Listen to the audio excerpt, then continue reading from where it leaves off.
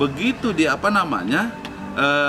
di tahun yang sekarang di minimal ini 40% yang digunakan. Ayo. Nah, tanpa melihat kondisi masyarakat yang ada di desa. Kan banyak juga desa-desa yang notabene-nya sasarannya itu hanya 10% dia. Yang yang menjadi sasarannya dalam kebijakan daripada Perpres tersebut. Nah, bagaimana bagi masyarakat yang notabene-nya jumlah sasarannya tidak terpenuhi kuota 40%. Terus di mana mau dianggarkan sasaran? Contoh kemarin di Pulau Sumbawa, satu desa itu hanya 320 KK yang sasarannya 37 KK. Dari 10% itu terserap, karena sisa KK yang lain sudah terserap dengan bansos dari kementerian lainnya, itu terutama dari Kementerian Dinas Sosial. Nah, artinya kekurangan tersebut tidak bisa di-cover karena jumlah penduduknya yang tidak memenuhi kuota itu. Otomatis itu akan menjadi silpa. Ini yang tidak dipikirkan oleh pemerintah pusat melalui peraturan presiden tersebut. Nah, Pak Menteri Desa ini, Gus Menteri ini, dia menyampaikan bahwa bisa disesuaikan dengan kebutuhan tanpa dibarengi dengan regulasi. Ini yang fatal. Kenapa? Tidak boleh kita mengambil sebuah kebijakan keputusan tanpa ada aturan atau regulasi yang mengaturnya. Kenapa? Ada azas legalitas yang harus dihargai, yang harus diikuti sebagai petunjuk teknis kita di situ. Ada Undang-Undang 30 tahun 2014 tentang administrasi pemerintahan.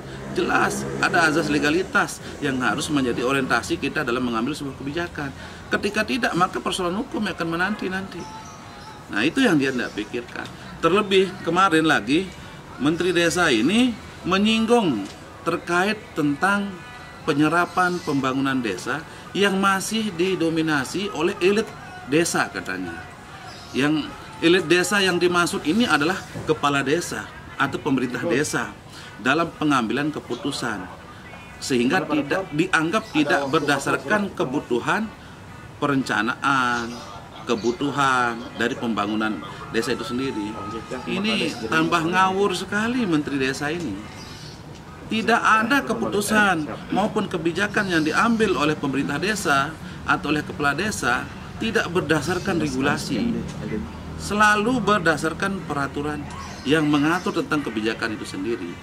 Dan menteri ini dia tidak sadar bahwa dia telah mengeluarkan Permendes nomor 16 tahun 2019 tentang musyawarah desa, yang dimana tujuan daripada musyawarah desa itu adalah di dalam pengambilan keputusan itu harus berlandaskan daripada musyawarah desa berdasarkan pelaksanaan daripada Undang-Undang Desa tahun nomor 6 tahun 2014 itu sendiri. Dan pengambilan keputusan berdasarkan musyawarah itu adalah pengambilan keputusan tertinggi.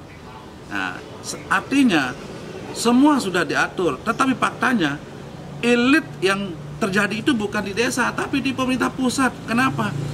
Apa yang sudah kami atur melalui RKP desa, kami sudah tetapkan.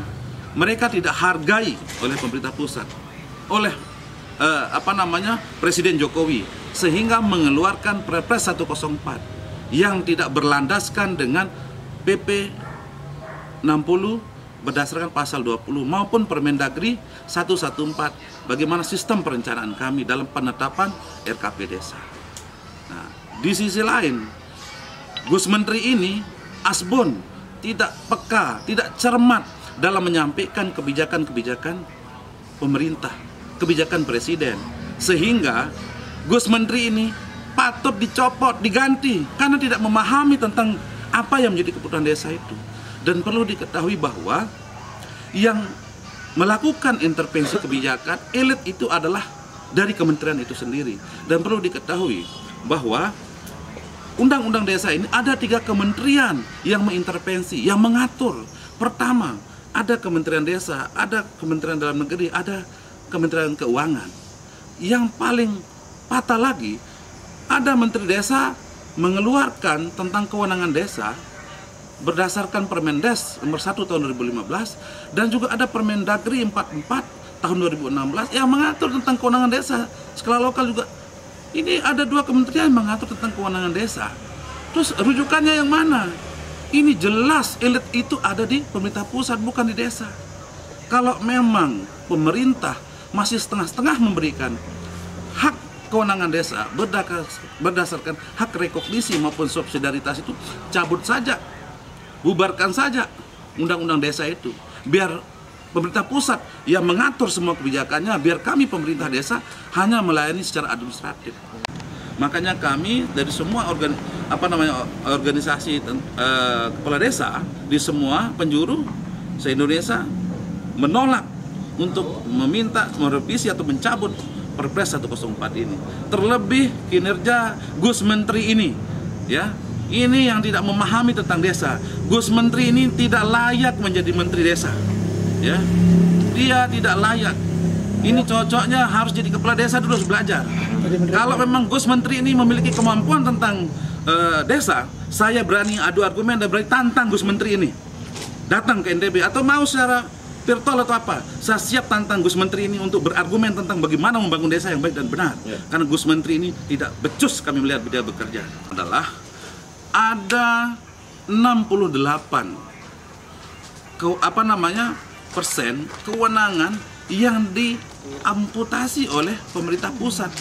Ada 32% sisa kewenangan yang harus kami atur, yang notabene-nya sebagian besar ada kewajiban-kewajiban yang harus kami laksanakan di dalamnya. Sehingga ini yang membuat fatal sistem perencanaan kami, pembangunan kami.